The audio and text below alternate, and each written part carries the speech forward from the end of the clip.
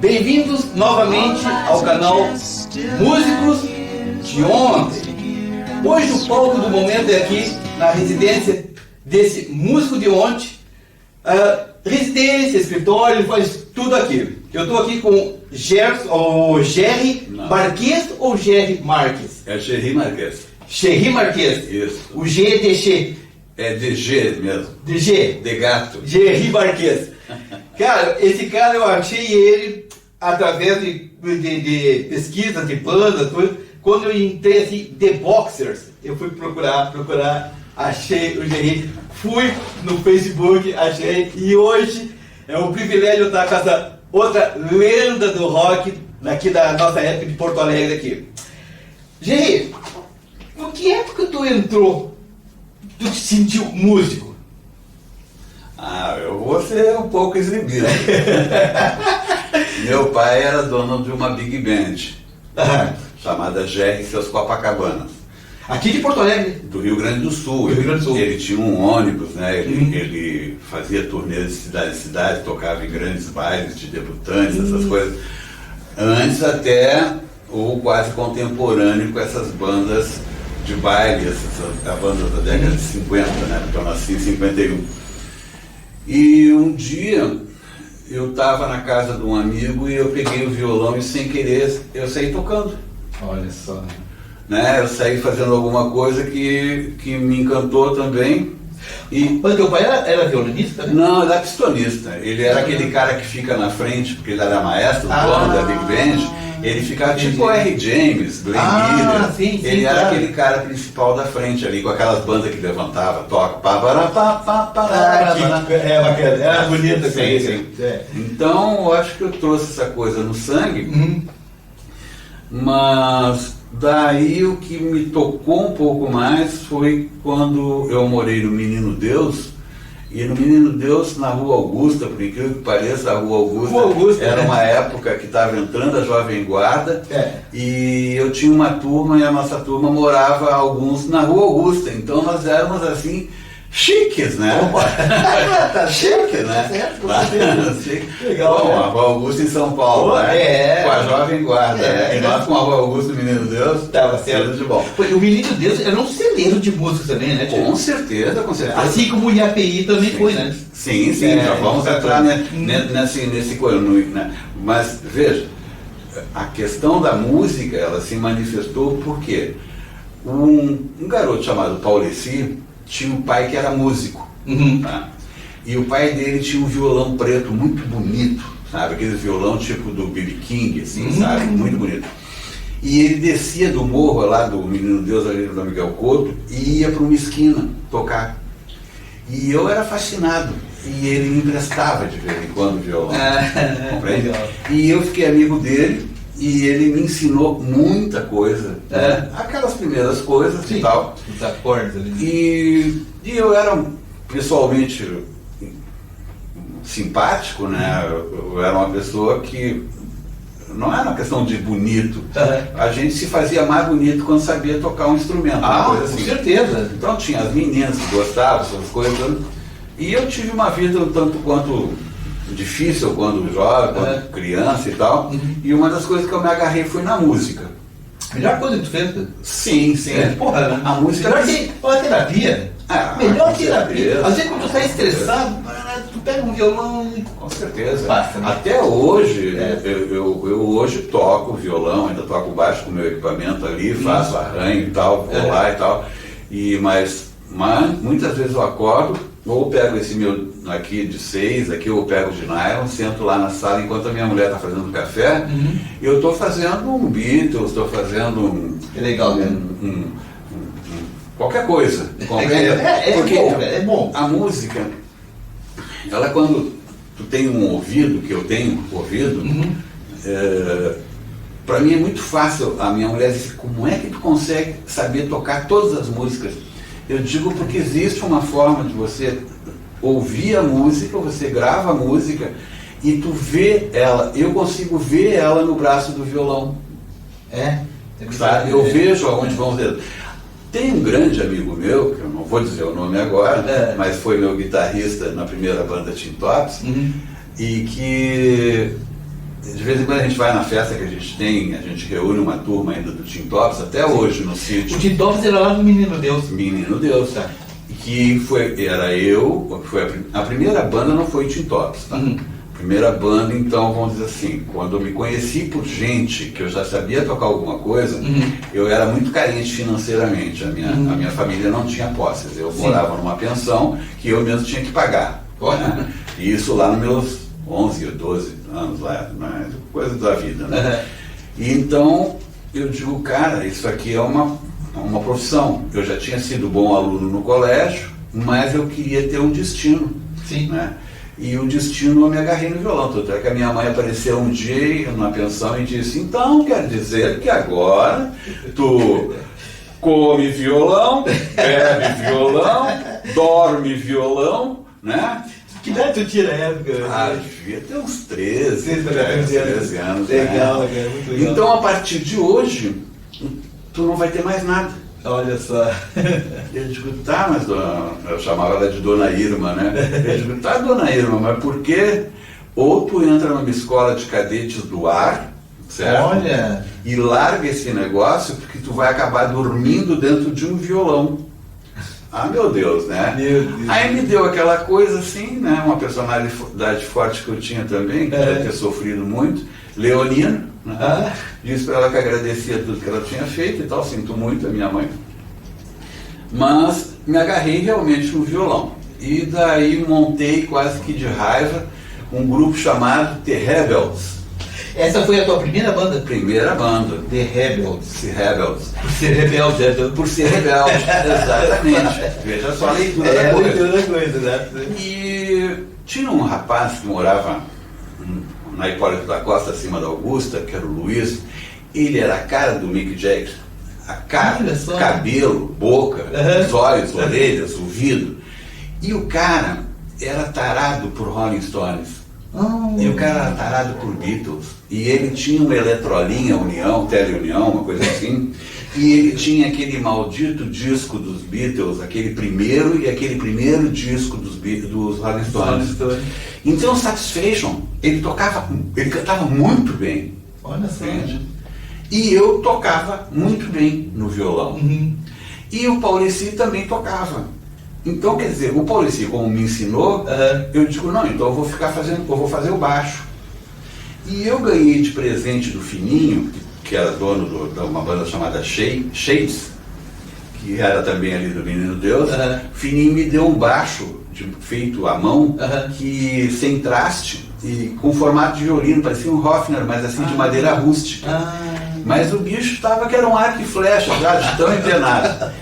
E eu encarei então essa banda The Rebels com o Luiz, com o Paulici e o Inha Kitts, que era um baterista que também já tinha tocado nos Shades, que era um cara que já tinha sua Pinguim. Olha, só que a gente não tinha amplificador. Mas eu tinha uma namorada que era mais ou menos bem sucedida, e o pai dela era dono da empresa Maracanã. Na época a Pepsi lançou uma premiação que você tomava uma Pepsi e se tirasse a cortiça, ali embaixo tinha um prêmio. Existia isso aí mesmo. E a Rosemary, por incrível que pareça, ela achou uma tampinha com um amplificador. Olha! Um felpa. Aí, então, ela me contou.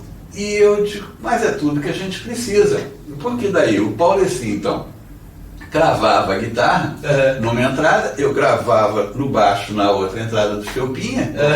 O 30 watts de potência. O Inha Kitts, mas era RMS, era de verdade. Eu não tirava ele do chão com tanta facilidade, tinha um transformador cavalar. Aí o outro tinha bateria, eu criei a banda The Rebels. Bacana, tranquilo. Eis que um dia essa minha namorada disse assim, o seguinte, ó, vai ter a formatura lá no colégio, vocês não querem tocar pra gente na formatura? Eu digo, mas a gente não tem microfone, a gente não tem equipamento. Não, tem o Felpa aí, eu dou de presente para a banda de vocês. Olha! Nos deu o amplificador. Que bacana! E nós fomos na cara e coragem cantar sem microfone, sem nada. Meu Deus do céu! No clube paroquial do Menino Deus, ali na igreja do Menino Deus. Ali, querido, nós chegamos e descobrimos que a freira chegou no palco e disse, boa tarde, Quando ela disse boa tarde no microfone, meus olhinhos brilharam. Eu digo, tá aí o microfone. Tá aí o microfone. Tá certo, claro. Entende? E ela tinha umas caixinhas de som no coisa. E meu querido, foi sucesso absoluto. Sucesso absoluto. Porque o rapaz, o Luiz, cantava muito bem, e a gente era muito simpático. Eu acho que a gente não era bons músicos, mas a gente divertiu muito todo mundo. Basicamente foi assim que eu comecei, que eu me descobri. E que tempo ficou a Rebels? A Rebels, olha, durou. Naquela época acontecia muita coisa ao mesmo tempo, né? Com aquele show, com aquele baile que a gente tocou, que a gente tinha umas 12 músicas no máximo, a gente tocou 4 horas. Com 12 músicas. Bom, Satisfaction ficou com acho que uns 18 minutos. Né? Mas isso era uma técnica que todo mundo usava nos bailes. Né? Tinha que ter, né? Tinha que ter. Mas eu acho que deve ter durado uns 6 meses, porque daí a turma da praça nos adotou, os meninos da praça nos adotaram. Porque a gente era mais ou menos da subida do morro da Santa Teresa, ali na Augusta, né? Sim, sim. E eles nos adotaram. E daí nós ficamos amigos das meninas também dali da praça, compreende? Então ali tinha os plátanos e tal, e volta e meia eu descia lá de cima para tocar violão para eles lá embaixo. O Pauleci não ia, de vez em quando, entendeu? E quem entrava daí era o Renatinho Culau, que é dos Tintops. Então eu parei daí, já que o pessoal não descia, o Pauleci não descia, um dia eu montei no Tintops e disse pro Renato, eu disse pro Pauleci, olha, é o seguinte, eu vou montar uma banda lá embaixo, com os meninos lá embaixo. Né? Aí o Inhaquites ficou, o Pauleci ficou um tempo, tanto é que o irmão dele daí transportava o nosso equipamento numa rural, que daí nós tocamos lá na Chácara das Pedras, naquele clube lá. Do Passo das Pedras? Passo das Pedras, exatamente, tocamos lá. Não era no Juvenil? Não me lembro, não. Só sei que era uma casa de madeira. O Juvenil era uma casinha de madeira, mas ela era alta assim, era um barranco e ela era em cima do barranco assim. Embaixo tinha uma coisa lá que era uma organização. Ou era isso, era para baixo, era para cima. Do lado tinha uma igreja grande. Não, isso eu não recordo, porque nós chegamos de noite. Tá. Sabe naquele estoque que a gente tocava uma hora em cada lugar? Sim, claro. Já existia nessa época, né? E daí o Tintops... Você tocou no Juvenil com qual banda? Eu toquei com o Tintops. Tá. Tintops. E na noite que a gente tocou, inclusive, foi muito estranho, porque era a época da ditadura, né? Então... Aconteceu depois de novo também, quando a gente tinha uma outra banda, quando a gente tinha The Box, aconteceu a mesma coisa. O pessoal, os militares entraram lá e pararam o negócio, entendeu? E fizeram a gente desparafusar as caixas inteiras de som para ver se não tinha armas, drogas, olha só, cão, né? Era uma inocência só, a gente. Eu vou te contar uma coisa, Paulo, ô Paixão. Eu vou te contar, assim, de coração e orgulhoso. Nós éramos músicos de banda, a gente não tinha muito dinheiro, a maioria das bandas não eram endinheiradas, mas ninguém era drogado. Isso é verdade. Tu falou isso aí agora, Geri, nós estávamos tocando na Alvorada na 51. Ninguém se drogava. Não. Ninguém fumava maconha. Não. Nem bebida. Nada. A gente era muito bebida. Na minha banda do The Box, ninguém bebia. Ninguém bebia em todas as minhas bandas, ninguém bebia. Nós estávamos tocando na 51 na Alvorada e chegou a polícia lá. Para o baile, coisa e tal, papapá. Meu irmão, ele é asmático. Asmático? Até hoje, né? Então ele tomava muita injeção na veia de abdofilina. Que merda. Tá. Cara, chegou a primeira coisa que levaram meu irmão pra delegacia. Tivemos que ir atrás do médico, pro médico chegar lá, levar de madrugada, cara, pra poder tirar o cara lá. Não, cara, é meu paciente, pessoal. Eram tempos difíceis, mas nós tínhamos essa como diz a Ângela, né? Ninguém se drogava. Nós estávamos comentando antes que você chegou aqui. Eu mostrei para ela o material do The Boxer, que nós vamos falar depois, e ela viu as fotos. E ela viu as fotos do baile em si, a gente tocando e as pessoas ali embaixo dançando. O rosto das pessoas era bonito, era simpático, era agradável. A roupa era muito distinta, mesmo com toda a pobreza dos clubes que a gente tocava, as pessoas tinham uma coisa que era um respeito, não vou dizer que é moral, nem isso, nem aquilo outro, não, era um respeito com a sua própria personagem, de estar num local dançando, todos alegres, e tu não via da pessoa dançando com um copo de cerveja, não tinha isso. Não existia isso aí, não. E a gente tocava muitas vezes, a gente não era, a gente sabe que não éramos bons músicos, sabe? Mas nós tínhamos uma coisa que a gente ensaiava bastante e a gente se empenhava em cima do palco. Então a gente tinha uma presença de palco muito legal em todas as bandas, que era uma coisa que eu me preocupava pela alma artista, quem sabe que eu já tinha há muito tempo. Mas a Ângela diz uma coisa, como as pessoas se divertiam com a coisa mágica da simplicidade. Né? Ela me disse agora no almoço, né? E eu falo pra ti, nós em cima do palco, Paixão, todas as bandas, eu digo, com certeza absoluta, pessoal. Quando tocavam em cima do palco, as pessoas que estavam na plateia, eu nunca fui plateia. Tu acredita, Paixão, que eu nunca fui plateia? A gente não tinha tempo. Tu acredita que eu até hoje digo que eu não sei dançar? Sabe como é que eu sei dançar? Porque eu imito quem eu via dançando na coisa. Eu fui casado com uma bailarina, durante um tempo, agora, pouco tempo e tal, uns 15 anos agora atrás, e eu dançava. E ela dizia assim, como é que tu disse que não sabe dançar se tu sabe dançar? Presta atenção que eu estou imitando aquele ali que está dançando, que era um outro casal que estava dançando. Bom, porque as pessoas quando olhavam para a gente em cima do palco, elas viam a gente como artista. E um artista que muitas vezes o gerente do clube até pensava que a gente estava com uma fita cassete, que não existiam, ou a gente estava tocando um toca-disco, porque a música era tão boa. Mas era um tempo que as pessoas eram felizes, alegres, contentes, use o termo que você quiser, dentro dessa simplicidade. Né? Mas então, saindo do Rebels, fomos para os Tin Tops.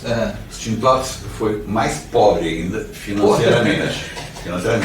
Porque daí em Aqui saiu e nós conseguimos uma pessoa que dizia que queria tocar bateria. E daí na rua José de Alencar, ele morava e ele dizia que na casa dele tinha um local para ensaiar. E daí nós fizemos amizade com o pessoal dos Capetas, que era dali de perto. Capetas, lembro dos Capetas. E eles emprestavam os instrumentos para a gente ensaiar. O Zé Flávio era nosso vizinho, mas o Zé Flávio devia ter, assim, nós tínhamos o quê? 17, 18 anos, o Zé Flávio devia ter uns 10, 12, por aí. E ele se pendurava no muro para ver a gente ensaiar, porque a gente ensaiava no terreiro, assim, né? E daí nós conseguimos ganhar uma bateria de uma pessoa, não sei como, que deu uma bateria pra gente e a gente tinha que fazer um toque, um show na Educ, que era ali no Parque de Exposições Menino Deus, e a gente não tinha dinheiro para botar couro na bateria, né? Daí nós inventamos o seguinte, a mãe do Kiko tinha uma forração de armários de cozinha, toda de plástico, e ela recém tinha comprado uma mesa com uma coisa de plástico, mas tudo muito pobre, pobre. Nós pegamos então aquela forro de mesa da cozinha, eu dobrei ele 2, 3 vezes e botei ele na frente para o pedal bater. E peguei 2 emplastos sabiá do pai do Kiko, que tinha problema dos pulmão, e botei aonde bate o coisa. Muita gente usava o plástico sabiá ali. Mas tinha que ser, né? Ia furar aquele plástico, que merda.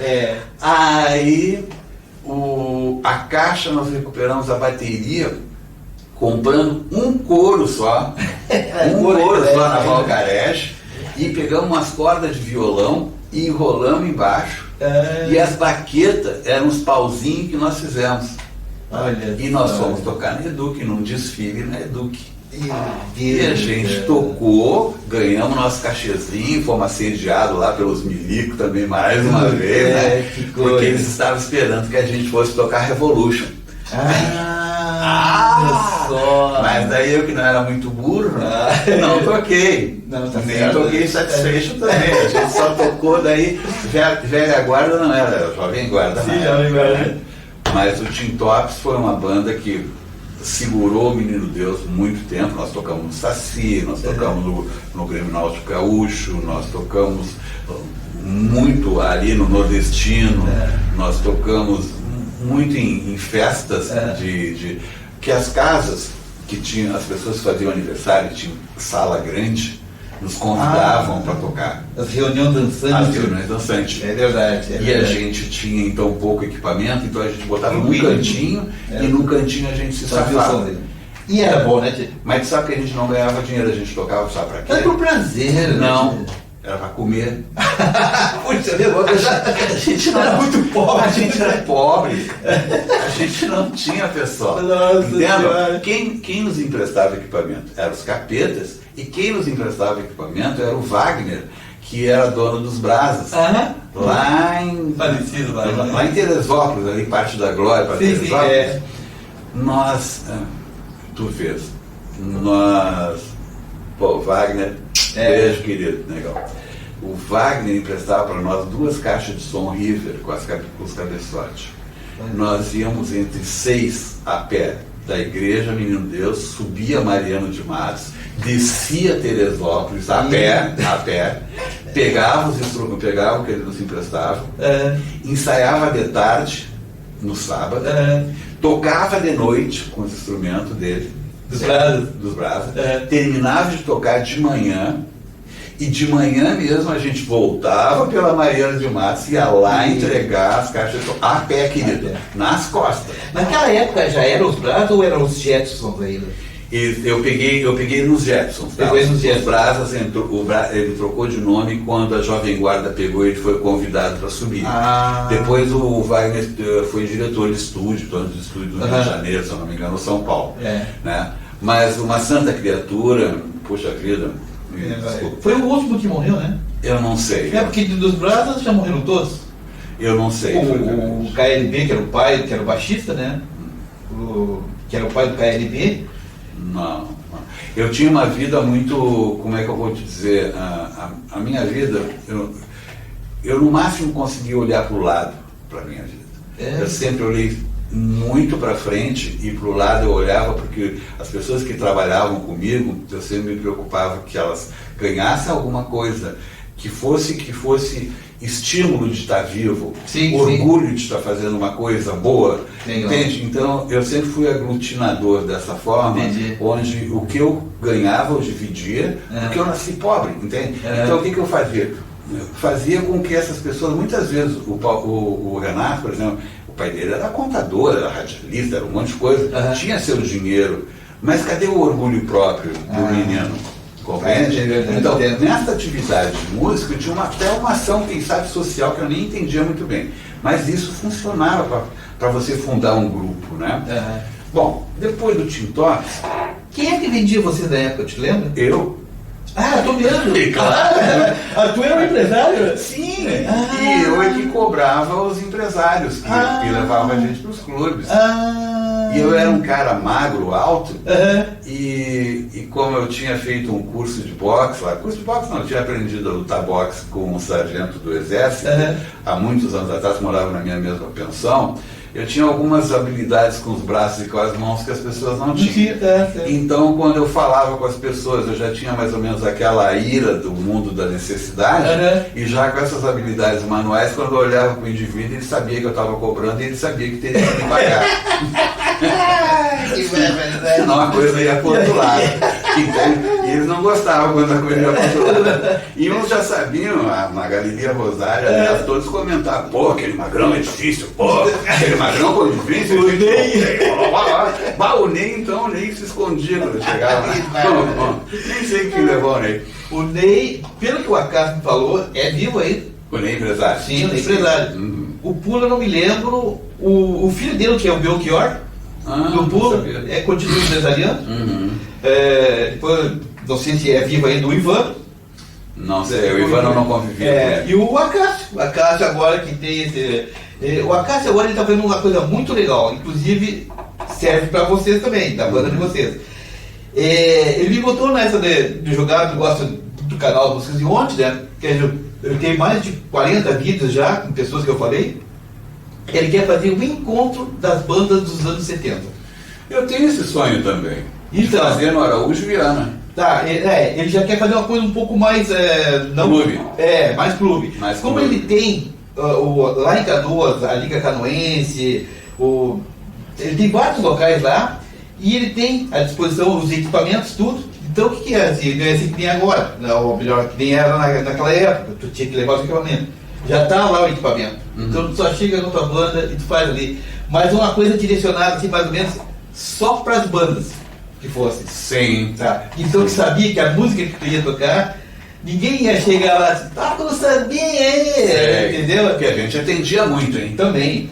Nós só tinha Pandeiro de Prata. Sim. Era o único samba que nós tínhamos no O repertório. Pandeiro de Prata ganhou o primeiro lugar no festival aqui, universitário aqui do Cinema Atlas, e eu tirei o segundo lugar. Eu perdi pro Túlio Piva na corrida. E isso aí que eu estava falando agora, o Acácio vai ver isso aqui, porque eu sempre mostro para ele, né? Cara, vamos fazer assim. Ele já me passou um negócio aí.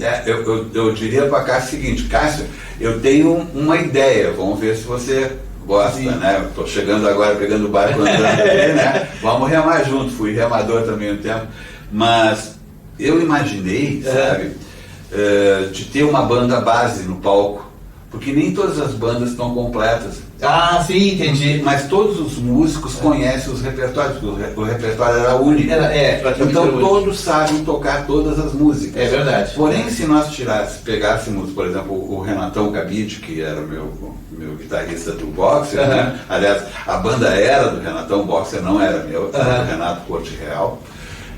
Cortes, né? Renato Cortes. Mas eu diria assim, eu pegaria o Renato, que é um cara que destrincha ainda muito bem o instrumento, toca muito bem, sabe? Sim, toca muito, ele é ótimo, ele toca maravilhosamente bem. Ele é guitarrista? Ele é guitarrista, mas ele adorava baixo, e então durante um tempo passou e ele se dedicou, ele tem uma coleção de contrabaixos em casa, inclusive.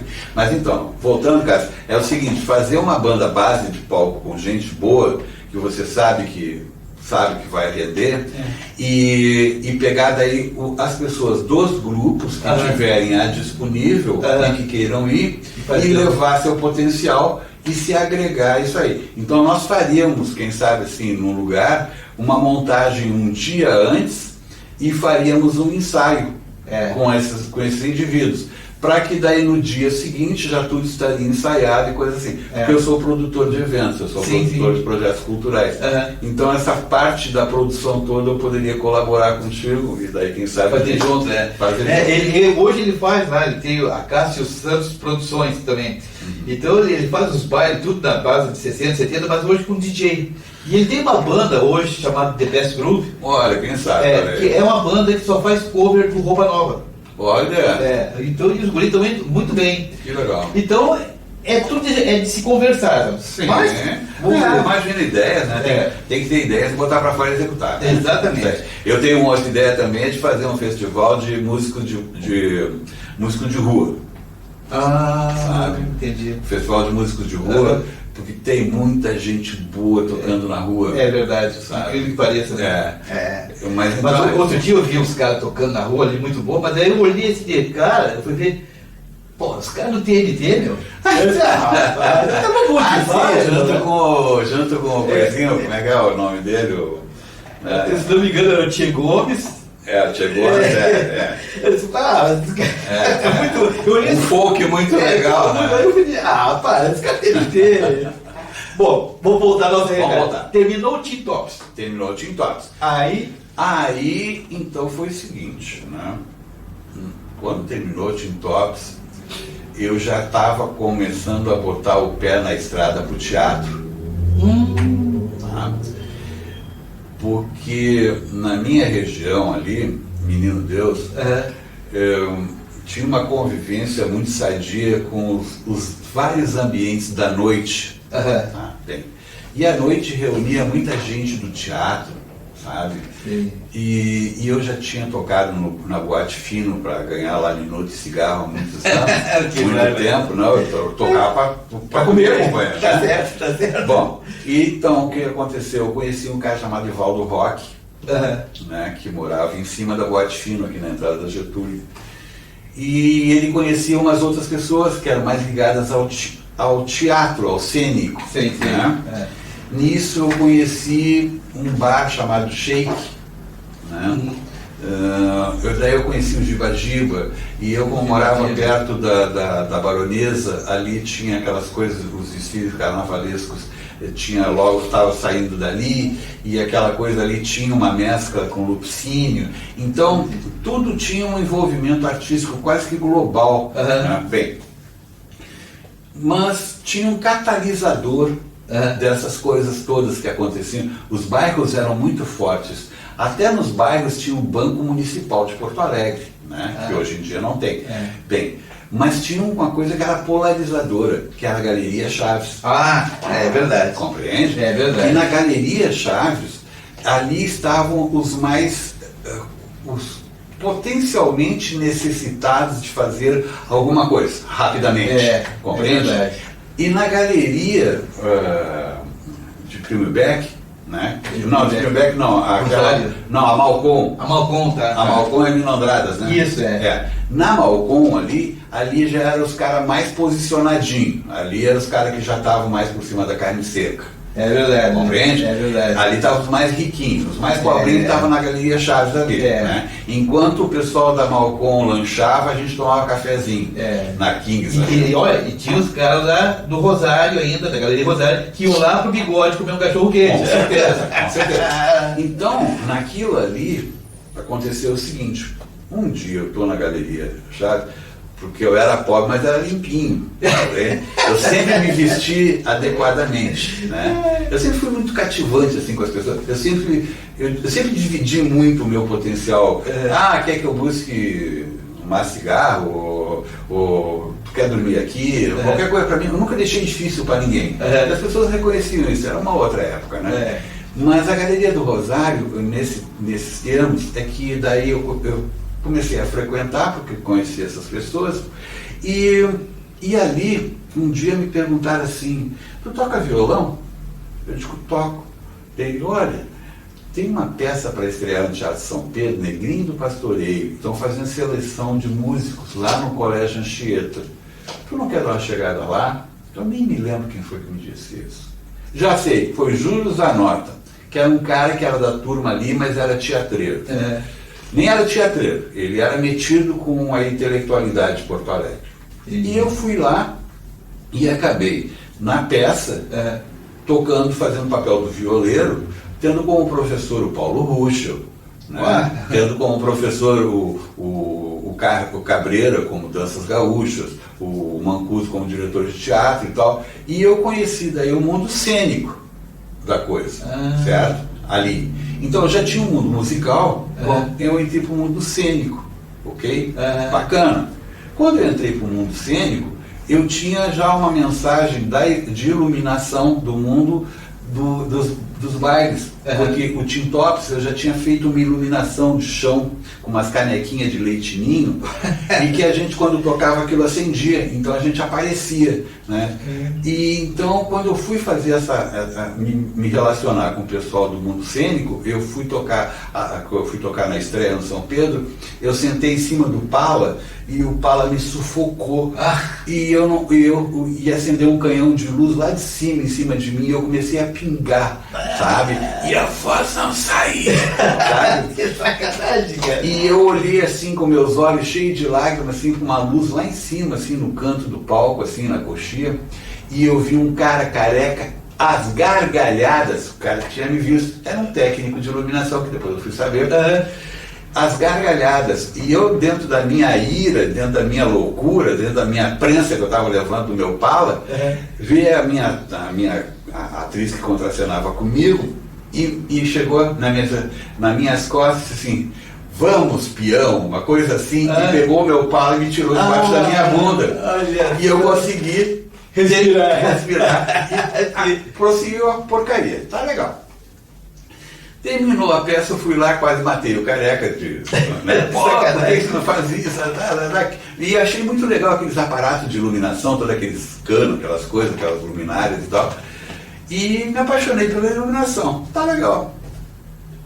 Desci, fiz a peça de teatro, fiz turnê e tal, e a peça parou. E daí quando ela parou, eu voltei ao Miserê de novo. Compreende?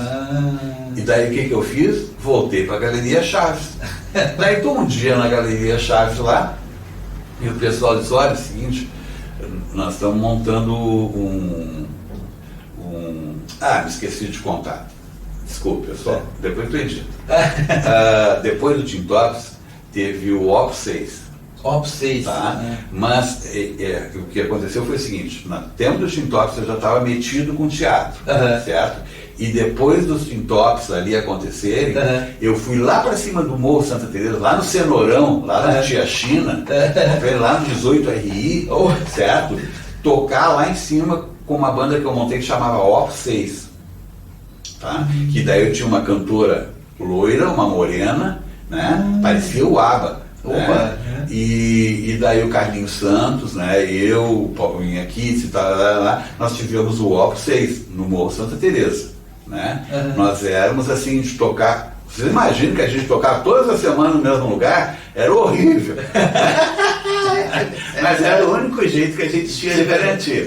E o presidente do clube se apaixonou por nós e disse, olha, eu vou dar um equipamento para vocês. E me levou lá na Mesbla. Eu me lembro até hoje, eu comprei um equipamento Thor. Opa! Meu querido. Nossa senhora! Parecia uns votos desse tamanho. Claro, me lembro, Thor. Aí a banda explodiu. Quando a banda explodiu, compreende? Eu briguei com esse homem que era dono de uma oficina, que era nosso patrocinador, que ele achava que eu estava namorando a mulher dele. Que era uma coisa que não era verdade. Eu não era tão burro assim, né? Aí eu fui ser hippie. Foi ser hippie? Daí eu fui ser hippie. Aí peguei, botei um violão nas costas, uma roupa de lona que eu mesmo fiz e viajei pelo Brasil. Daí conheci Caymmi, conheci Toquinho, conheci Baden Powell, conheci muita gente ali em Copacabana, porque eu esperava me apresentar naquele canal de televisão que tinha aqueles programas musicais de tarde. Mas nunca consegui entrar. Mas eu passava a noite ali e esses artistas, eles tomavam uísque naqueles botecos ali de Copacabana ali, né? Bem, quando eu voltei, então, eu tinha que voltar, obviamente. Sim, claro. Né? Tudo, a gente sempre volta. Voltei e fui para a Galeria Chaves. E que daí acontece a história do The Boxer. Aí que vem a história do The Boxer. Porque eu estou parado de novo na Galeria Chaves e vem um neguinho lá, no tempo que a gente podia chamar as pessoas de neguinho, né? Tinha branquinho, negrinho, amarelinho, xadrezinho, alemãozinho, né? Pô, não tinha problema, né, parceria? Vamos lá. Mas então chegou um neguinho, olhou pra mim e disse assim, ó, eu vim conversar com fulano ali que tu toca contrabaixo, é verdade? Eu disse, claro, eu toco, não sei se sou bom, sou ruim, não sei, mas eu resolvo. Bato das coisas. Não, olha aqui esse anúncio aqui que eu botei no correio. Ele botou um assunto no correio. Procure-se um contrabaixista para tocar numa banda assim, lá no Morro Santana. Esse foi, né? O Elias, que era o baterista, já faleceu agora há pouco tempo. E eu peguei um ônibus e fui para lá. Cheguei lá, fui muito bem acolhido pela família do Cabide, do Renato. Então, vamos dizer que foi a gratidão da minha vida, foi ter conhecido a família do Renato, a mãe, o pai dele era muito inteligente, e nós ensaiávamos na sala da casa da mãe dele. Acredita, todos os dias. Todos os dias? E quando eu cheguei lá já tinha equipamento de som. É outra história. Só eu não tinha um contrabaixo. Daí consegui um contrabaixo Apolo branco. Da Giannini? O Apolo é filho da Giannini? O Apolo branco. O Apolo branco era da Giannini. Eu tinha o 04 da Giannini. E daí nós começamos a tocar naquela região ali do Pedregulho, Caminho do Meio, esse local que você me falou. O América ali. O América. Né? E nós começamos a preencher aquela região, mas voltamos também aí que nós invadimos. Daí nós fomos tocar no exterior, em Niterói. Opa, Cifane. Daí nós fomos viajar, né? Sim, claro. Mas tu sabe que certa vez nos convidaram para tocar Longe, menino, eu me lembro, acho que a gente foi para Santa Cruz, se eu não me engano. Eu fui para Rio Pardo. Porra, Rio Pardo. Rio Pardo é Rio Grande do Sul, fui no exterior. Olha só. Fui tocar no meu clube, que meu pai era um presidente lá em Cachoeira do Sul. Clube de União Familiar, velho. Tudo sabe que legal. Que bacana, né? E o mais bonito de tudo, gente, é quando botamos todos os equipamentos assim, com aquele monte de gravadorzinho na frente, assim, cara. Nunca mais, assim, cara. Aquilo ali era uma relíquia. Quem tivesse aquilo ali, né? Sim, tudo sim. gravado, cara. Eu tinha um National, né? Eu tinha um National de tecla, né? que depois que eu parei de tocar em 72, digamos assim, porque daí eu abri uma empresa de iluminação que teve muito sucesso e eu fui o primeiro iluminador com a primeira empresa de locação de equipamento de luz do Brasil, né, em 72. Em 72 eu já fazia o meu primeiro festival de cinema de Gramado. Tu conheceu o Vitor Loreto? Me lembro do nome dele, mas não me lembro do focinho. Esse cara ele fazia iluminação também, assim, com laser. Deve ser uma especialidade só do laser. É possível que sim, eu loquei muito laser em São Paulo. Né? Trouxe muito laser locado no tempo do laser da água, né? Refrigerado da água. Isso, exato. Mas, então, digamos que no Boxer, para mim foi, digamos que, enquanto eu estava no Boxer, eu ainda fazia teatro, só. certo? E eu já tinha a minha empresa de iluminação. E eu não me desgrudava. Tanto é que o Boxer prosseguiu depois da minha saída. Quanto tempo tu ficaste no Boxer? Uns 3 anos, eu acho. 3 anos. Uns 3 anos, Mas depois que saiu dos Boxer, aí não pegou mais nenhuma banda pra tocar? Não, depois eu fui convidado pelo Celção, já em 75, coisa assim, para entrar no Bobo da Corte. Que daí teve o primeiro Musipuc, e que lá participou concorrendo assim, os Almôndicas não eram ninguém, o Inconsciente Coletivo, né, várias bandas que depois vieram a fazer sucesso, fazer parte da música popular gaúcha, né? Isso, que não existia, né? É verdade. Eu fui o show, eu e o Bobo da Corte. Tinha 500 integrantes da época do Bobo da Corte? Era eu, esse baterista que era motorista de táxi, o Zoinho! Motorista de táxi, e o Celção. E a mulher dele, a Biba, cantava. Biba, não é a Biba Meira. Não, a Biba Meira é baterista. Tá. Não, a Biba era cantora da noite aqui em Porto Alegre, Vinho, gente bonita, gente que cantava muito bem. Mas o The Boxer foi inspirado em cima de uma música do Simon Garfunkel que de 1970 71? Não, antes, 69, eu acho. 69, legal. Cheguei lá fazendo baixo daquilo e fazendo vocal. A banda The Boxer era muito bonita. Ela tinha 6 negros. O cara, 6 negros, tinha 2 baterias, olha. E o nosso repertório movido a Santana. Sim. Tocava muito Santana. Né? 2 baterias, timbaleta, tumbadora, né? Já era uma cozinha. Sim, imagina. Baixo, guitarra, teclado, um Saema. Quem é que tocava o Chileno, né? Não era o Valtinho? Não. Meu Deus. Tu tentando achar o Valtinho, rapaz? Toquei com o Valtinho, velho. Não era Clóvis, mas eu não me lembro o nome dele. A pessoa, quem sabe, até tem nesse caderno ali. Mas não me lembro o nome dele. Mas é uma pessoa muito legal. Bem, então. Aí já tinha empresário que vendia. Quem vendia era o Ney. Era o Ney, mais de produções artísticas. Era o Ney. Música, animações e dança. Não, ou era o Ney, ou quem vendia era o Pula. Era um dos dois, os dois eram sócios, né? O Ney e o Pula. Mas o Tinteiro também vendia.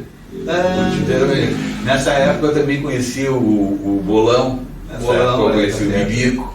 Né? O velho Rosário.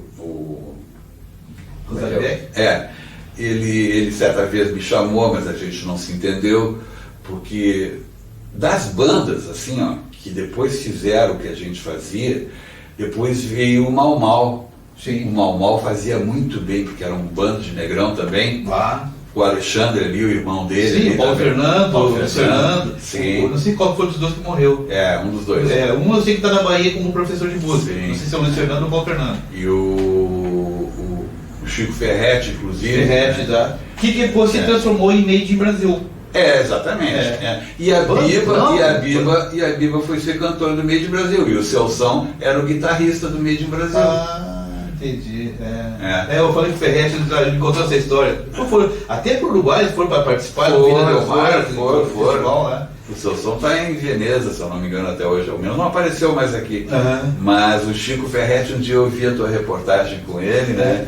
E eu estou louco para entrar na gravação e dizer, Plínio, Chico, tu te lembra? Eu tenho duas histórias muito incríveis.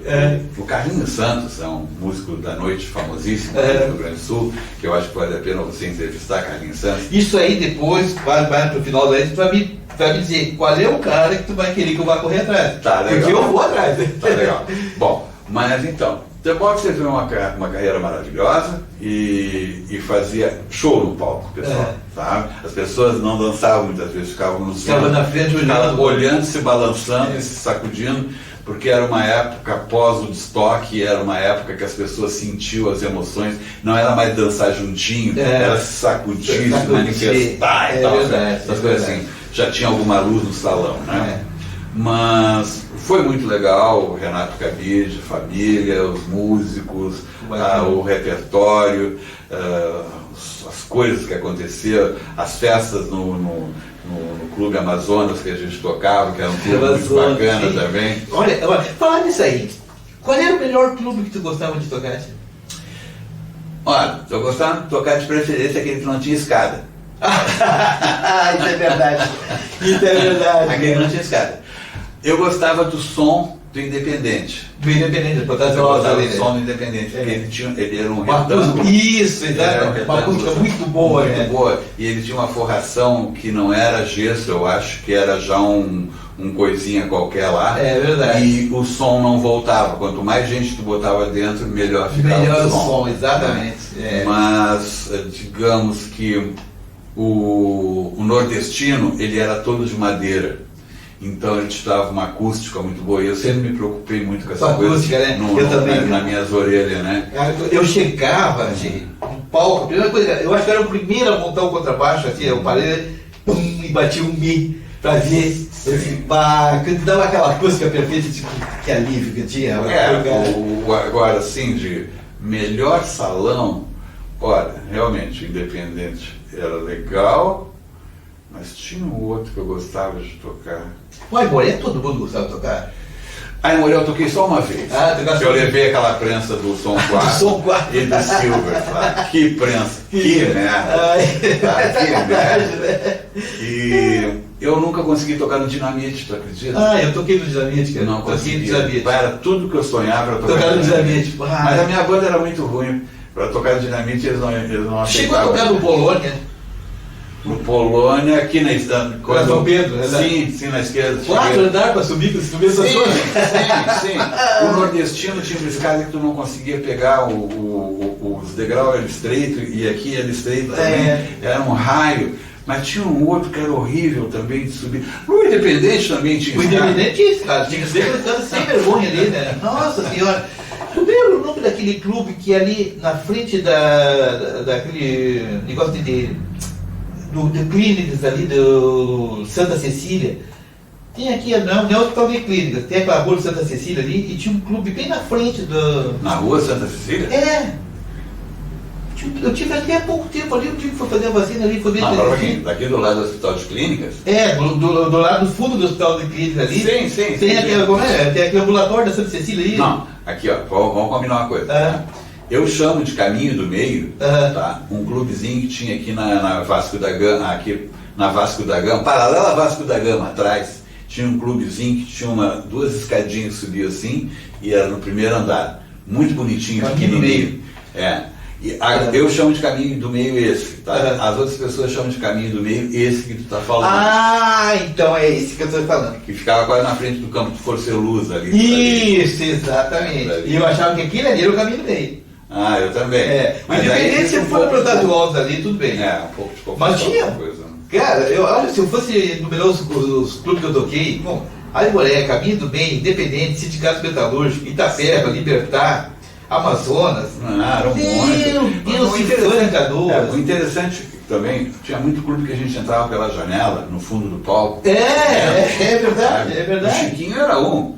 O Chiquinho, enquanto a banda saía pela porta, a gente entrava pela janela. Exatamente, o Ipiranguinha ali na Vila Ipiranga também era assim. Sim, Tinha que entrar, porque não tinha Eu como. achava muito simpático tocar no Ipiranguinha, Era legal, sabia? era legal. Eu gostava daquilo lá. Eu gostava, sabe? o Ipiranguinha era bem Tinha um tranquilo. tchan, né? Era Tinha muito ali legal. tinha o Ipiranguinha, Jardim Itu, É. Jardim Itati. Tinha eu lugarzinho muito. Chegaste a tocar lá pro lado da Alvorada? 44, Eu acho 51. que sim. Lá não tinha o 23. Tinha 44. Não. Tinha um clube pra lá, para aqueles lados, que era 23 Sociedade, eu não sei das quantas. Eu tenho aí. Bem, mas vamos falar sobre um outro assunto que eu acho interessante. Quem falou uma coisa do Ferrete? Ah, sobre Ferrete. Ferrete. Querido Ferrete. Vou te entregar. O Ferrete era de menor, assim como o Carlinhos Santos era de menor. E o Carlinhos Santos tinha uma família de políticos. O avô dele tinha sido deputado federal, o pai dele também, uma coisa assim. Era uma família rígida, sabe? E eu cheguei no Ferrete com o mesmo papo, porque o Carlinhos tinha saído, compreende, do Tim Tops. E a gente não sabia o que fazer e tal. E não, o Carlinhos não era do Tim Tops. Quem tinha saído do Tim Tops era o Paulo Renato, uma coisa assim. Mas só sei que eu precisava de um guitarrista. Aí eu fui no Ferrete. Cheguei lá e tal, a dona Nilza, a mãe dele, depois foi futuramente secretária da Cultura de Porto Alegre, pessoa muito politizada, diretora de escola e tal. A gente ficou, tal, boa noite, tal. Não, meu filho não vai tocar. O Ferrete. Não vai tocar. Isso tu não me contou. Não vai tocar. Não, mas tá, e eu argumentei com ela, argumentei, só sei que é o seguinte, ó, saí de lá meio desenchavido e tal, não deu em nada. Resumo da ópera, Ferrete apareceu e tocou. Não sei como é que ele fugiu, como é que ele foi. O Ferrete não tocou muito tempo conosco, mas o Ferrete, ele era músico demais para nossa banda, ele tinha uma guitarra sonete, se eu não me engano, né, Ferrete? E ele conseguia fazer com os dedos uma coisa que a gente não tinha dinheiro para comprar, que era um aua. E ele pegava com o microfone, fazia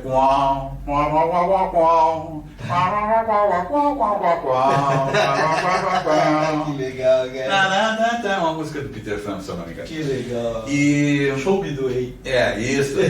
E então o Ferrete foi um dos pequenos que eu raptei de casa. O Carlinhos Santos também foi outro também. Tu falou, se não me engano, eu vi ali no relato que passou pro WhatsApp, sobre o Carlinhos Artilheri. Sim. Carlinhos Artilheri. Sim. O Carlinhos Artilheri não foi o compositor de Por Favor, Sucesso? Ele tem participação, sim. Tem sim. Olha, francamente, eu acho que até o compositor principal. Né? Por Favor, Sucesso, junto com o Liverpool, né? Isso, exato. Por última vez que eu falei com o Edinho, dele, sim, é dele, sim. Eu falei com o Edinho, Sim. eu tenho um bate-papo com o Edinho, É eu fiz, parece que o Edinho falou que era o Carlinhos Artilheri Carlinhos, sim. que fez o Por Favor, Sucesso. Porque no mundo da arte cênica, como iluminador, daí eu já tinha empresa de iluminação e tal, mas nunca me desliguei da arte cênica. E eu conheci o Hermes, depois dele ser o Som 4, eu voltei, daí é que eu vim ser amigo do Hermes, tá? Já em 74, compreende? Quando eu encontrei ele em Som 4, ele era 60 e poucos. Isso. Né? E daí ele já era um cara fadado a ser o rei do jingle. Certo?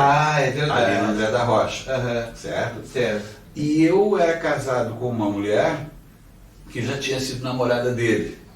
E o que aconteceu? Eu comecei a frequentar a casa do Hermes e o Hermes, então, foi uma das pessoas também que musicalmente me acrescentou bastante, né? E ao mesmo tempo que daí eu conheci o Cláudio Veracruz também, que eu conhecia de uma outra forma, porque o Cláudio Veracruz, eu conheci ele o primeiro teatro Aham, que eu acredito que aqui no Rio Grande do Sul, lá para cima não sei dizer, aham. mas em 69, o... 69? Eu acho que é 69, 70. O Teatro São Pedro abriu as portas para um show de rock and roll. Aham. Tu acredita? Nunca tinha acontecido isso. Nunca. Compreende? Do Teatro São Pedro, né? Para uma banda chamada Suco, Ah, eu Tá. fiquei sabendo disso. que era do aí. Morongo. O Morongo, Suco. o Morongo Raimundo, que o pai dele era dono da Fredericks, que tinha o Moronguinho, que era o cara que corria motocross, sim, claro, e claro. que a gatinha tocava bateria, que era a irmã dele mais nova. Tá, entendi. Compreende? Me lembro. E o Cláudio Veracruz era guitarrista do Suco. Então, o Cláudio Veracruz, eu fui conhecer ele como amigo meu daí, Aham. assim, através daí do Hermes, Aham. mas não pelo Sol 4, sim pela história É. da arte cênica do Sul. É, o Hermes eu não sei que fim deu, cara. O Hermes é meio enclausurado em casa, ele mora ali na... Clausurado, desculpe, né? O Hermes trabalha até hoje, Sim, né? claro, Ele claro. trabalha em agência de propaganda, ele ainda eu acho que é bom Assim bom como o Chico produtor. Ferretti, o Chico Ferretti também. Sim. E o Hermes mora, não sei se ainda, mas ali aqui perto do expedicionário ali. Ah. Né? Acho que ele ainda deve morar ali. Mas nós não temos. Eu tenho encontrado com ele de vez em quando numa confeitaria ali na Lima e Silva. Ele e o Cláudio, inclusive, tomam Até café. o. Cláudio, temos que marcar a nossa, hein? Nós já falamos por telefone, por WhatsApp, nós temos que fazer nosso bate-papo aí. Tu deve ter muitas histórias assim com esse cara. Hein? Olha só, ontem eu falei com o Marcão Lessa. Ah, sim, Marcão Lessa. Marcão Lessa, ele mora em Joinville. Ele já morando em Joinville, até foi o Edinho, obrigado Edinho, que ele me passou o contato dele. Um abraço pro Edinho aí. Aí eu falei com O Edinho, querido, tu sabe disso, né? Vocês, quando começavam a tocar, parecia uma manada de elefante, sabe? Era muito bom. Era muita Saudade, parceiro. Aí, olha só, o Gé.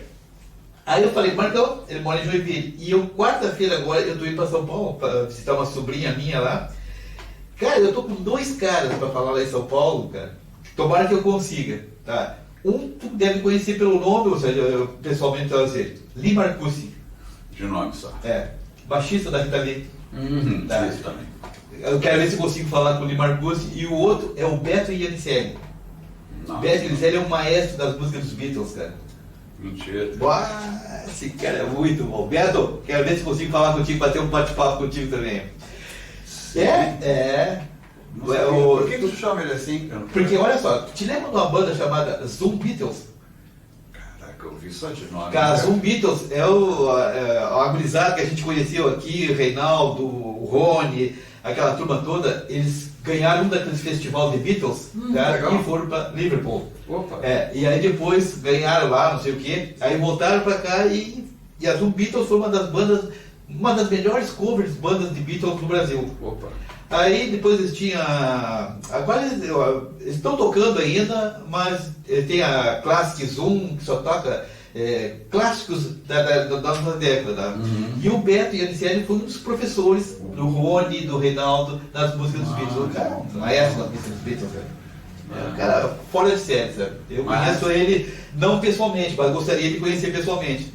Para trocar essas ideias. Tem muita gente boa. Eu acho que o Zé Flávio, por exemplo, se tu encontrar o Zé Flávio também. Zé Flávio é enciclopédia. É verdade, né, cara? Mas tu sabes que eu estava preparando um meio roteirinho pra gente aqui falar. E esse teu programa, assim como as bandas de baile que são intermináveis, Claro. São um assunto, né? Eu acredito piamente, né, que a década, vamos dizer assim, nós tivemos, eu acho que 20 anos de muita música boa. É verdade. 20 anos Essa de muita música boa. This Que eu is digo it. 75 a 85, digamos assim. Porque lembra do Dancing Days? Sim, Lá claro. em 78. Isso, Mais ou claro, menos, isso. compreende? É. E tu te lembra que a música, ela foi, mas quando chegou aí no 90, ela já não era a mesma coisa. É, eu considero as melhores músicas depois dos Beatles, com certeza. Sim. 65 a 75. Foi a melhor parte de música, não tinha de Tremelões, aquelas bandas tudo, Jeff Christie, The Yellow Sim, River, claro, The Hollies. Olha, Olha, eu tive a felicidade, eu trabalhei. Monkeys. Olha só, Rejé, eu tive a felicidade de trabalhar na Rio Sul por 20 anos, então eu tinha as passagens de graça para ir para os Estados Unidos. Cara, eu vi Santana ao vivo. Eu vi aqui no Grêmio. Eu vi Santana ao vivo no Casa de Blues em Las Vegas. Paul McCartney principal, que quase todos os shows do Paul McCartney. Eu vi The Guess Who ao vivo. Cara, tu não queira saber o que é essa banda. The Guess Who. No time I have for you, no time I have for you. Aquela American Woman, what you gonna say? Isso é The Guess Who. Cara, essa banda é fantástica ao vivo. Eu vi os Beatles Tudo em Nova York. Coroão, cara. Ao vivo? Não, cover. Porque só tem um cara até agora que eu entrevistei que viu os Beatles ao vivo. Mentira! Sim, Quem? tá no canal. Richard. O Richard. Sim, Richard viu o show dos Beatles ao vivo. Que Em merda. Budokan, no Japão. Puta Tinha que 16 pariu. anos. Parabéns. Eu só vi o Paul McCartney e o Eric Clapton sentados Mas no palco. é muito legal. Se tu ouvir a entrevista que eu e o Richard bateu um papo, Uhum. ele não escutou os Beatles. Porque tu não conseguia escutar os Beatles. Claro que não, mas não tinha equipamento Ele pra viu, isso. por isso que eu te falei, ele viu os Beatles. Tu imagina, tu tocar pra 50 mil pessoas, Não tem. com dois a ser 30, Não e tem. o outro 50 de quadro. Tem. Como? Sem retorno, sem caixa pra frente. Ele disse que a única coisa que ele escutava, né, Richard, me falasse assim, era 1, 2, 3, 4 e acabou. E foi.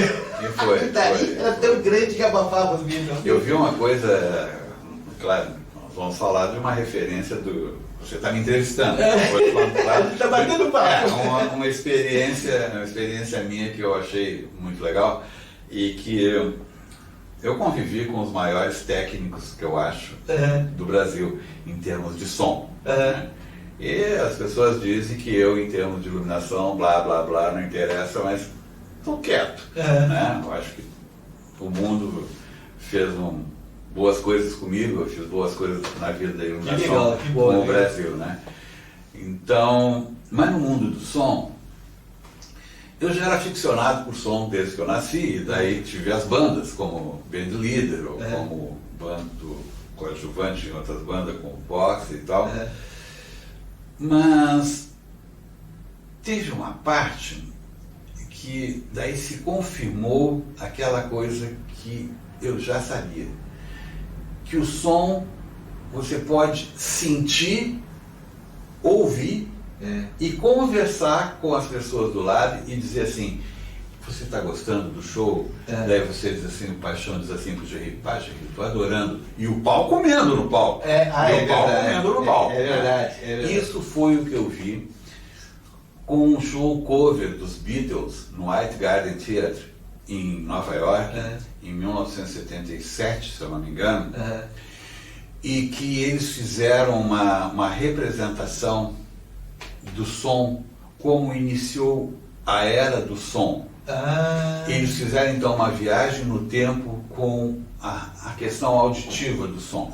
Então eles começaram com aquela questão do mono, né? Se ouvia mono na sala de espetáculo. Sim, claro. Depois então se ouvia o estéreo, depois quadrafônico, e depois multifônico, polifônico e a qualidade saiu daquele arranhado, fragmentado para uma coisa tão nítida quanto você hoje ouve um digital que até está duro e que até as pessoas andam utilizando a conveniência analógica digital para dar uma arredondada nas ponteiras.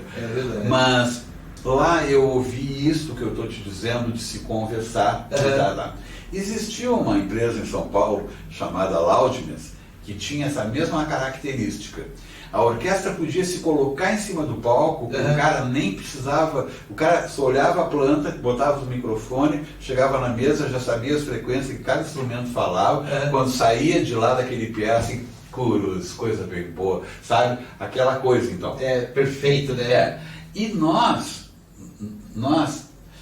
nós tocávamos sem gente na frente para equalizar o som. É verdade. E nós mesmos equalizávamos o salão com uma coisa chamada consideração musical. O que vinha a ser isso? Quando você estava tocando, tinha a vez do fulano aparecer fazendo solo e a banda baixava. Não tinha mesário, não tinha pessoal na mesa de som, sabe? Soltando efeito.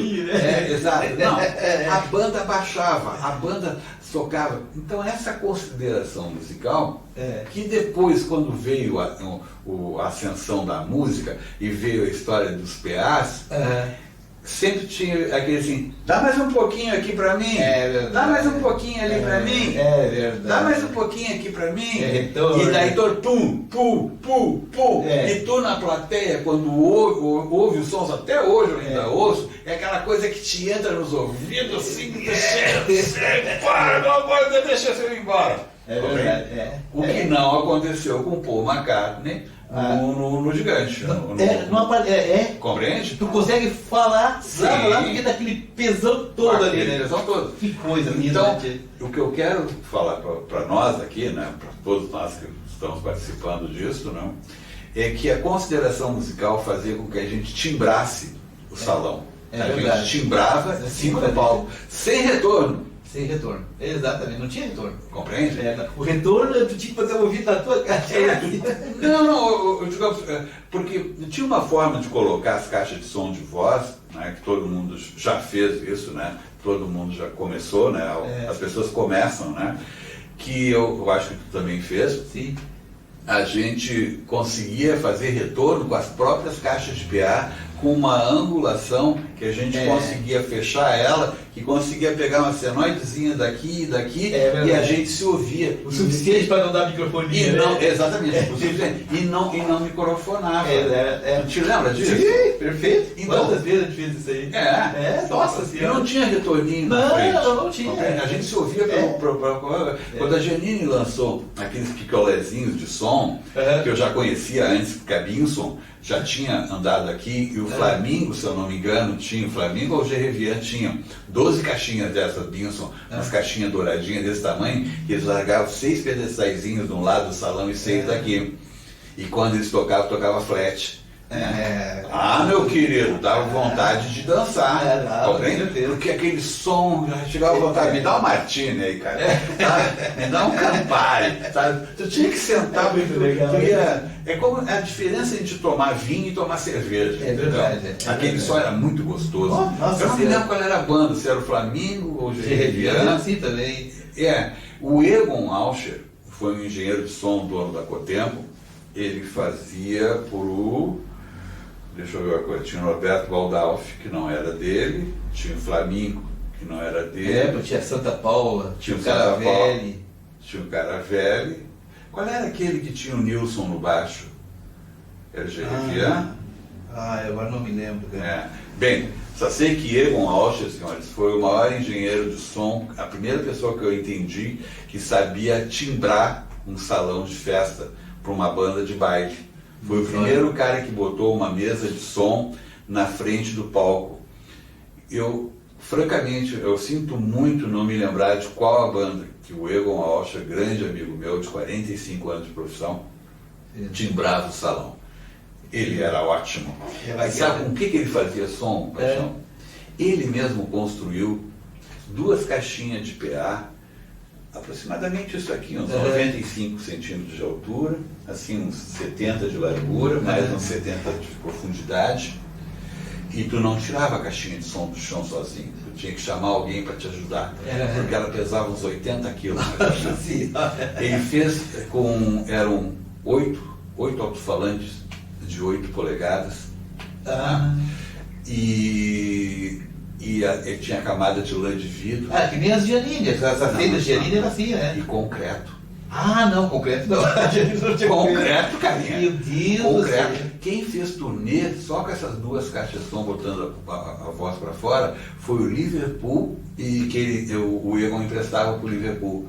porque o Alfeu, que era o técnico de som do Liverpool e depois do Bicho da Seda, o Alfeu trabalhava no estúdio do Egon. E ele que equalizava o Bicho da Seda e o Liverpool. E ele então levava essas duas caixinhas danada de boa. Meu guri, aquilo ali quando falava era muito bom. E eram duas caixinhas pequenas, né? Não precisava ter esses PAs. É a vida então dos músicos aqui no Rio Grande do Sul. Nós tínhamos pessoas muito boas, o seu Maroc, por exemplo, assim como o seu Adão. O seu Adão deve ter muito cheque guardado lá até hoje. Até hoje. Né? Tu sabe, Roger, que eu tenho vontade. Seu Adão da Milson, né? Da Milson, né? Eu tenho vontade de fazer um bate-papo com o Adão lá. De tudo ele está vivo, ainda está lindo. Eu passei lá um dia desse, eu vi ele na frente. O Theo uma vez me conheceu lá dentro do mercado público. Ele olhou assim, tu não tocava dos bruxos? Assim, rapaz, olha só, cara. O Theo ele andava meio curvadinho assim na época. Ele fazia os alto-falantes lá no Adão. Subia uma escadinha lá em cima. Eu me lembro dessa escadinha lá em cima. Lá em cima o Theo trabalhava. Não me lembro dele, né? Eu mais convivia com o Adão e o irmão dele, o Wilson. O Wilson, se eu não me engano, foi ele que começou a fabricar as caixas de som River. Se eu não me engano, foi ele. Uma tela café com leite. Muito bonito, né? Aquela coisa do seu Maroc, por exemplo, era uma excelente criatura, um judeu muito gente fina. Te lembra do Carlinhos, né? O Carlinhos é uma criatura que pode te falar de todas essas criaturas. Mas o Carlinhos, já falamos, hein? O Carlinhos Tati? Pelo amor de Deus, sabe? Não, eu já falei contigo, Carlinhos, nós vamos embora. Vamos achar um tempinho naquele sábado que tu me falou depois da hora. Nós vamos fazer aí no porão musical. E o Carlinhos ainda toca também. Toca? E toca muito. Sim, né? Bizarro, né? Bizarro. Fiz muitos shows de iluminação pro Carlinhos. Carlinhos, Schneider e o Mitch. Mitch Marini. Mitch Marini. O Mitch Marini era filho de uma senhora que era dona da Porto Alegre Bebê. Porto Alegre Bebê. Cara, sabe que nós já estamos aqui há 1h11 falando? Geralmente, esse nosso bate-papo é 30 minutos. Não chega então, quem sabe? Mas antes de terminar, ainda falta uma coisa. Quem é o cara que tu gostaria que eu fosse atrás para bater um papo, cara? Eu acho. Da tua roda de amigos, assim, músicos. Próximo. O Chico tu matou. Tá? O Chico Ferretti. Tá feito, tá? Eu acho que é o Zé Flávio, tá? E acho que é o Carlinhos Santos. Tá, mas tu consegue o contato deles? Não sei. Não sei.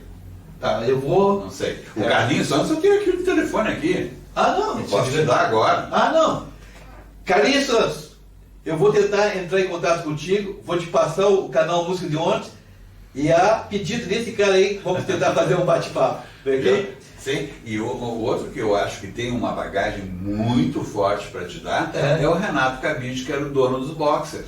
Renato Cabide. Tá aí, ó. Também vou atrás de ti, Renato. Vamos ver se a gente consegue fazer esse bate-papo também. Renato, você vai adorar a casa dele. Ele tem uma coleção de contrabaixo. Opa. E ele toca muito. Olha aí, Renato Cabide. É o Renato Cortez? Sim. Então tá. Exatamente. Para nós finalizar aqui agora, qual é a música que tu mais gostava de tocar, cara?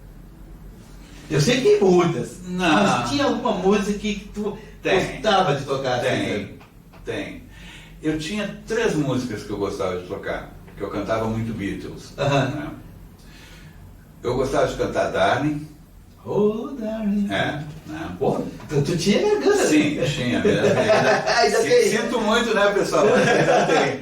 Eles é que dizem que eu sou muito preguiçoso com relação a essas coisas. Eu sou um perfeccionista que eu digo assim. Tu toca até hoje? Toco. Tem que ser bacana. Toco e só tenho vergonha de cantar. Porque a minha geração não estudou inglês. Então a gente fazia inglesol. Sim. E hoje em dia eu convivo com pessoas que todas falam inglês muito fluente. Então eu peguei um encabulado assim que sabe como é que é. E também convivi há pouco umas experiências assim que a gente estava se divertindo numa festa e eu fui fazer uma brincadeira dessa de cantar como a gente cantava e a pessoa chegou do meu lado, mas não é assim que canta. Não, sabe como é que é? Ou senão, chegou um outro um dia lá, veio chegando, eu tô tocando violão e tal. Ah, mas não é nessa posição que essa música. Mas não importa, cão. Ah, tá faltando nota. Mas não importa se falta nota. Tu imagina, Thierry, os bruxos tocando não é uma comunidade, era uma convenção, não sei o que lá, de japoneses. Don't Let Me Down também era muito bom. De japoneses, nós fomos Tu tocar. vê que eu gostava de botar, eu tava ouvindo trombone. Cara, nós tocando lá um jantar, dançando lá, uma comunidade japonesa, coisa e tal, lá, e o meu irmão inventa de tocar Kokoro no Niji, cara, dos Incríveis. Ah, me lembro. Saudade é a lembrança do Japão que nunca. Sei. E lá no meio tem uma parte que é Atashi no Kokoro. Cara, e o japonês, sabe que o japonês ele é um povo muito culto, assim, esse negócio assim. Não, mas quando começou a cantar aí, os caras começaram a olhar pra cima do palco. Eu não sabia, eu achei que eu ia meter a cara. Muito engraçado aquilo. Mas, Paixão, tem uma coisa, pessoal. Eu vou confessar para vocês uma coisa minha, tá? Uma coisa minha. Eu acho que todas as vezes que alguém perguntar para você, mas você ainda toca, sabe? Você tem que dizer que toca. É verdade. Agora, todas as vezes que você vai tocar, você deve tocar como você sabe tocar, como você pode tocar, como você imagina que seja, mas não deixe nunca de tocar. Então, eu dou esse conselho como sendo assim, faz o que eu digo e não faz o que eu faço. Não, não é bem assim, porque eu já estou me sobrepondo a essa história. Tá? E eu agora estou tentando, eu gravo no Zap e mando para essas algumas criaturas né, ouvirem. Tu falou que tem um grupo de WhatsApp, de WhatsApp. Sim, sim. Então isso aí, esse nosso bate-papo, a gente vai ter que passar para esses caras tudo, cara. Sim, eu já o do Ferretti eu passei o link para eles. Passei o link para eles. Mas então eu acho, eu creio, né? Eu adoraria que todo mundo tocasse como acha que deve tocar. Exatamente, Compreende? E qual é a música que tu ficou de me dizer? Que tu gostaria que eu botasse aqueles 15 segundos na entrada do nosso bate-papo aí, cara?